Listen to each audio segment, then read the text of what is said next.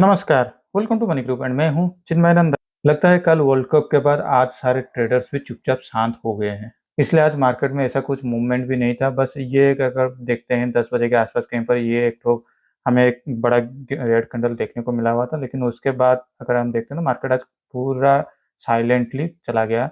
Market में कहीं ऊपर की ओर से 19,760 तो नीचे की ओर से 19,670 इस 100 पॉइंट के अंदर मूवमेंट होता रहा, लेकिन मार्केट क्लोजिंग होते-होते करीब 19,690 के आसपास कहीं पे क्लोजिंग दे दिया है।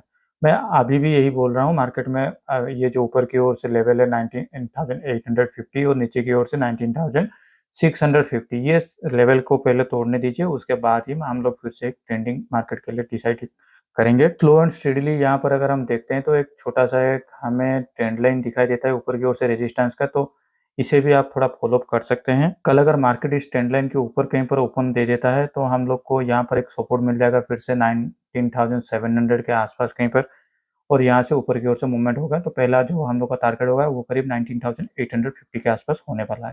लेकिन मान लीजिए कल अगर बड़ा गैप डाउन पे ओपन हो जाता है 19,650 के नीचे कहीं पर भी ओपन हो जाता है, तो हम लोग के लिए ये जो टारगेट है, गैप वाला जो टारगेट है 19,450 के आसपास कहीं पर, यहाँ तक भी मार्केट गिर सकता है।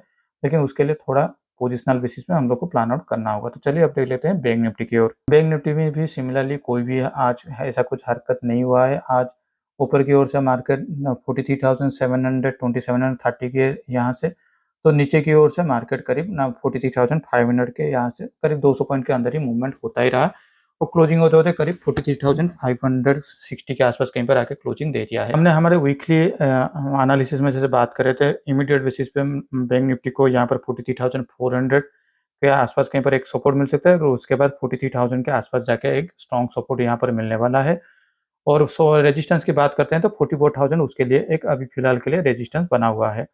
यहाँ पर भी अगर हम लोग मार्केट को देखते हैं तो कल अगर मार्केट फिर से 43,700 के आसपास कहीं पर भी ऊपर अगर गैप अप में ओपनिंग हो जाता है, तो यहाँ पर उसको एक 43,700 के आसपास कहीं पर एक अच्छा खासा सपोर्ट मिलने वाला है, क्योंकि आपको अगर याद होगा हमने पिछले हफ्ते में भी बात करे तो 43,700 उसके लिए एक अच्छा खासा सपोर्ट की तरह काम करने वाला है। तो वंस ये अगर उसको तोड़ देता है ऊपर की ओर से सस्टेन होके रहता है करीब 10 साढ़े 10 बजे तक, तो यहाँ पर 43,700 उसके लिए फिर से एक सपोर्ट की तरफ काम करने वाला है। लेकिन मार्केट में मोमेंटम आपको 44,000 के आसपास कहीं पर ऊपर जाने के बाद ही मिलेगा।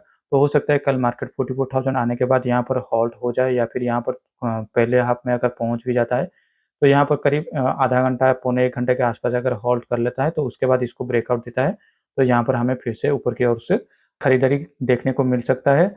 लेकिन मान लीजिए मार्केट अगर फिर से गैप डाउन पे ओपन होता है या फिर 43,400 के आसपास कहीं पर अगर नीचे अगर गैप डाउन पे ओपन होता है, हमको यही देखना है कि मार्केट ओपनिंग के बाद उसको वो अपने आप को कैसे रिएक्ट कर रहा है।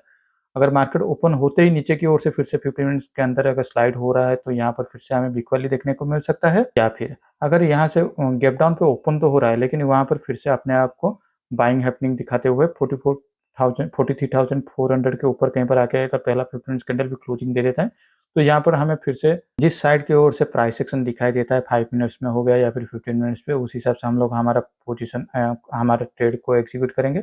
अदरवाइज कल भी मार्केट में एक वोलेटाइल मार्केट दिखाई दे सकता है। मेरा यही मानना है, पिछले 2 दिनों से 2 फ्राइडे और आज के मंडे के दिन पे मार्केट में ज़्यादा कुछ वोलेटिलिटी हो गया है, तो हो सकता है थोड़ा मोमेंटम हमें देखने को मिल सकता है। तो चलिए अब देख लेते हैं हमारे पोज़ीशन को। मैंने आज हमारे पोज़ीशन में कोई भी चेंजेस नहीं किया हूँ, क्योंकि मार्केट में ऐसा कुछ मूवमेंट हुआ नहीं है। पर एक नोटिसेबल बात यही करना है कि अब इंडिया विक्स थोड़ा ऊपर की ओर से बढ़ोतरी हो रहा है। तो हो सकता है आने वाले टाइम पे इलेक्शन भी है और कुछ स्टेट में इलेक्शन हो भी चुका है, तो उसका रिजल्ट भी डिक्लेयर होने वाला है। तो उस हिसाब से इंडिया विक्स अब धीरे-धीरे शायद मेरे हिसाब से थोड़ा ऊपर की ओर से मूवमेंट हो सकता है। तो हम लोग जैसे ये पोजिशनल बेसिस पे डेल्टा न्यूट्रल के हिसाब से पोजीशन ले लेते हैं, वहाँ से मुनाफ़ा मिलने का ज़्यादा जो चांसेस था वो अब गिरने वाला है। तो आज के लिए इस वीडियो में बस इतना ही। Thank you for watching my video.